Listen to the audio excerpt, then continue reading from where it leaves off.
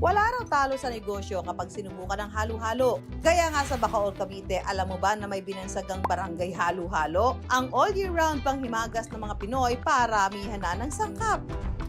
Tabi-tabi pang matitikman sa Barangay Digman. Pagpasok sa Barangay Digman, unang bubungad ang kainan ni Bernard Cuevas. Simula to way back nung buhay pa mother namin. Simula siya, maliit pa lang aming bahay noon, hindi naman ganito eh. Nasa ano lang siya, nasa tabi ng karsada. Isang lamesa lang yun, maliit na lamesa. Buhay pa mother, kumakausap na kami noon. Na itong tundahan nito, kung siya'y mawawala, ipatuloy nyo. Mula nang pumanaw si Lola Salud, si Bernard na ang nagpatuloy sa kanilang tindahan ng halo-halo. Ang recipe na kanilang ginagamit mula pa noong 1969. May 12 classic na sahog ang halo-halo ni na Bernard na araw-araw nilang niluluto. Sa gitna ng mga sahog ay mayroong espesyal na ube sauce. No problem daw ang masamang panahon sa kanyang mga suki. Dahil kahit tag-ulan, bentang-benta pa rin sa kanilang customers ang timpla ng kanilang halo-halo. Sa ano lang ko yan, sa pagluluto. Siyempre, kung sarap kayo magluto, talagang dadayuhin kayo ng customer. Saka price dito, reasonable price. Abot ng masa. Kaunting lakad lang, mararating naman ang kainan ni Melinda na nagbukas noong 2011. Naobserbahan ko po dito sa Barangay Digman na talagang dinadayo po ang aming barangay sa mga merienda, sa halo-halo at iba't ibang klase ng pagkain. Sabi ko, ano ang pwede kong ipantay man lang sa kanila? Ano yung pwede kong may i-offer na pwede akong puntahan? Nag-uumapaw ang 22 sahog ng kanilang halo-halo. Yung mga ginamit po namin talaga, lahat po yun niluto. Pati po yung ice cream, kami rin po ang gumawa. Tabi-tabi man ang tindahan ng halo-halo, nagkakatalo raw ang kanilang bersyon sa luto at tamis ng sahog.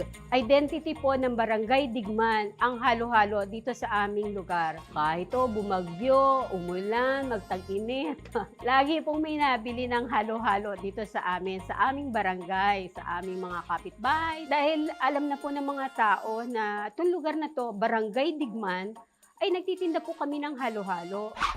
Katabing-katabi naman ng halo-halo ni Melinda ang nagpapakilalang orihinal na halo-halo sa Digman na pagmamayari ngayon ni Boy at Donita Gonzales. Tinatayang 1940s pa raw nang simula ng kanilang pamilya ang negosyong halo-halo. Sa lumang lata ng gatas pa raw noon inilalagay ito. Pero nang lumaon ay gumamit na sila ng baso na pinaglalagyan ng kape. Mula noon hanggang ngayon, wala raw silang binago sa pagluluto ng mga sangkap nito. Ang malaking lagayan nga ng leche flan, 50 taon na raw ang tanda.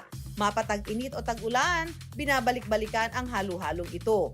Bakit nga ba nagsulputan ang tindahan ng halo-halo sa Barangay Digman? Naging sikat yung Barangay Digman. Isang kadahilanan dahil malapit ang Bacoor sa Maynila.